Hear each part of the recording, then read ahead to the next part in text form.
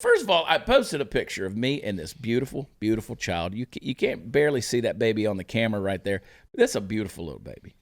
You know something else, Candace and Mark? This whole gender confusion thing and this whole deal about, well, don't identify by gender. It's amazing how many people saw this picture of this beautiful baby right here. You can see him a little bit better. And they said, what a beautiful little boy. Now, here's a baby just a couple of months old and said, that's a beautiful little boy. You could tell, though, by looking at this child that he's a boy. Okay, I was going to say, I would say a boy, too. Exactly. You could tell he's a boy. You just know. I mean, sometimes babies, you might not. I think so, and there's a reason, blue and pink are kind of used that way. But you can usually look at the face of a baby and know pretty quickly if it's a boy or a girl. Anyway, that's a side note. So here's what I said on Facebook this morning. This is where I stirred it up. And I'm pretty proud of this. My stance on abortion is simple. I categorically oppose it.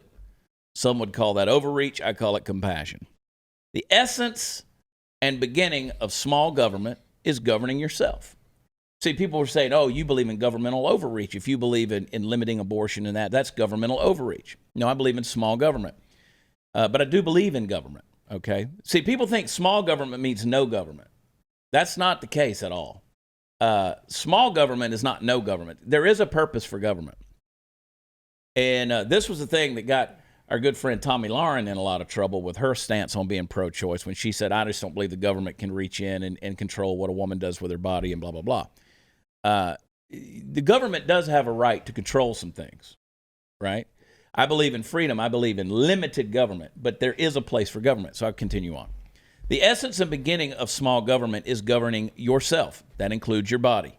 The next step is governing your own home. To murder an unborn child in the womb is an affront to small government since the murder is happening in the child's home. Govern your body, govern your home, do that, and abortion becomes unnecessary. It's the duty of government to speak up for those that have no voice.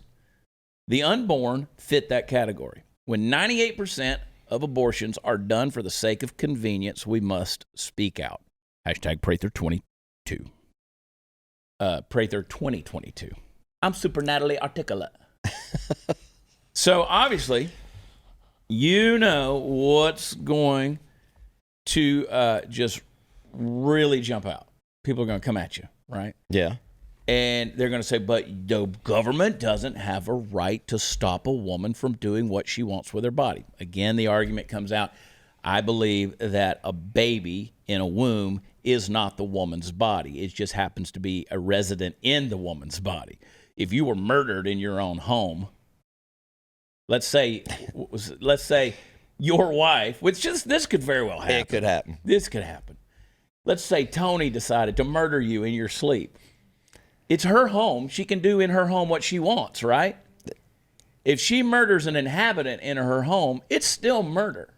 Yeah. Okay, so if you kill a baby in the womb, and everybody's like, well, there's, you know what, they got to take the extreme cases of the rape and the incest and all of this, and the mother's life being. I always say I'm pro-choice with exceptions. I'm pro-life with exceptions. I understand all of that, but you're talking about 2%. Yeah. 2% of pregnancies, or I should say of abortions. And by the way, most of the people who find themselves victim of those situations choose to have the baby. Yeah, statistically speaking, most choose to have the baby because there's an innate thing in all of us that says that two wrongs don't make a right. And murder on top of the pain of rape or incest usually doesn't salve that pain. So